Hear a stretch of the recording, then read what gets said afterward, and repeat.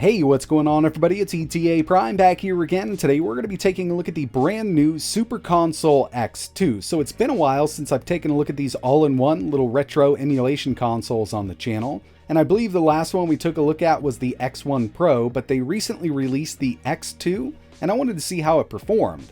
The main draw for a lot of people with something like this is just the ease of use. Basically, you unbox it, you plug it in, and you can start playing within a few minutes. You don't have to do any kind of setup, you don't have to do any work. And there are people out there that want to get a hold of something like this. They don't want to have to mess around with the Raspberry Pi or another Android box. And this does come with two PS2 style controllers. I've used these in the past. They're not horrible, but you might want to upgrade down the road. I mean, this will definitely get you by. Not the best controller in the world, but I've never really had a big issue with them. It does use a 2.4 gigahertz dongle, and you need two AAA batteries to get it up and running.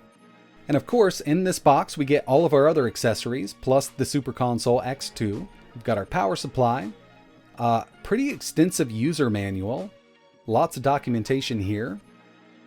We also get a 6-foot HDMI cable and a remote because this box also runs Android. So you could run Android if you want to, or you could plug in the micro SD card and run Emulation Station.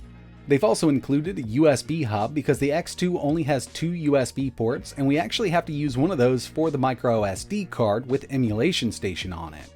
But finally here, we've got the Super Console X2, and right here is our USB to SD card reader.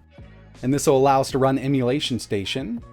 We'll go ahead and get this plastic off. But yeah, I mean, it's not a bad looking box. Kind of wish it did have a micro SD card slot so we didn't have to take up one of those USB ports, but that's not the way this one's set up.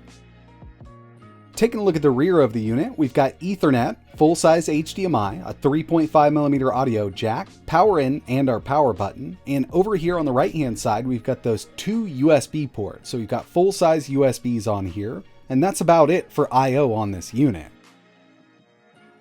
And when it comes to the specs for the CPU, we've got the S905X2. We've seen this in a lot of Android boxes over the past couple of years. This is a quad-core Cortex A53 CPU, up to 1.8 GHz. In some cases, I've seen these running at 2, but I believe we're at 1.8 with this. We've got the Mali G31 MP2 for the GPU here, 2 GB of DDR4 RAM. This will run Android 9 or EMU Elect from that micro SD card, and with EMU Elect, it supports up to 70 systems, and you can actually get up to 100,000 games right out of the box. Okay, so we'll go ahead and boot it up, and I am using one of the included controllers with that 2.4 GHz dongle. Like I mentioned, I've used these in the past. I mean, they're not super horrible controllers. They'll definitely get you started, but you might want to upgrade down the road. So obviously what we have here is Emulation Station, and it's running on that Amlogic S905X2. Not the most powerful unit, but I kind of wanted to check out some optimizations with the higher end stuff. Now, when it comes to the lower end games, you're going to be good. And as you can see, this thing has 107,000 games on it with their highest end model. Ridiculous, but I'm sure there are some doubles on here. And even though we've got that many games, it doesn't mean that every single one of them is going to run perfectly fine. But for the lower end stuff, NES, SNES, Neo Geo, PC Engine, MAME, CPS 1, 2, 3, Virtual Boy, Game Boy Advance, MSX, even Nintendo DS. This thing offers plenty of power for those systems, but yeah, I mean, you know, a lot of these are advertised as being able to play Dreamcast, Sega Saturn, and PSP. So really, that's what we're going to be testing out in this video. I do like the theme here. Very smooth, looks really good, and I really haven't had an issue with Emulation Station itself running on the S905. So the first thing I wanted to test out was a little bit of Sega Saturn, and of course we've got a lot of the Sega Saturn 2D games, which will run fine on the S905, but let's see what it does with a 3D game. We'll go with Panzer Dragoon. And a lot of these systems are set up with bezels, so it does make it look really good when it's running on a 16:9 screen, even though these are running at 4:3. As you can see, we've got that artwork for these games right on the side. Looks great, and if the artwork isn't available, it'll kind of just default to the platform bezel. And with this, the FPS was already turned on. You can go through the developer options and turn it on, but if you take a look in the top right-hand corner, we've got it listed there. With an NTSC version of this game, it would run at 60 FPS. That would be full speed on the original hardware. Or if we're talking about PAL or the European version, it would run at 50. And the FPS is up there. Give it a second to kind of stabilize, but it does feel a bit slow. and I was kind of afraid of this with the harder to emulate Sega Saturn games. But when it comes to the easier to emulate 2D games, which there were quite a few on Sega Saturn, it's going to run them at full speed.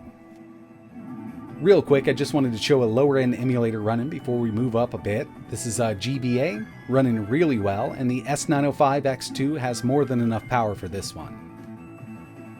Next on the list, PlayStation 1 with a harder one to emulate, Bloody Roar 2, and by the way, I did turn the music off in the game. It is there, I just disabled it because it is copywritten. But yeah, this is one of those that is hard to emulate, and we're at 60 FPS. So this thing really isn't going to have an issue doing PS1 games. Now, I did test out a few Dreamcast games, and I was quite surprised at how well it ran some of them. So you know, these 2D fighting games, which in my opinion the Dreamcast is known for, will run at full speed on this setup. Marvel vs. Capcom 2 here, fully playable. And along with this, there's a lot of other Dreamcast games that are going to run at full speed, just checking out this kind of performance. But as we know, there are easy and hard to emulate games, so let's go to Crazy Taxi 2. Again, this is one of those games that runs at 60 FPS, and we're getting really close here. And by the way, this is using the Flycast core inside of RetroArch. There are a few other settings that we could change, but you know, with the configuration they have, it does a good job with a lot of the stuff that's already on here. Unfortunately, there are some that are just a bit too hard to emulate.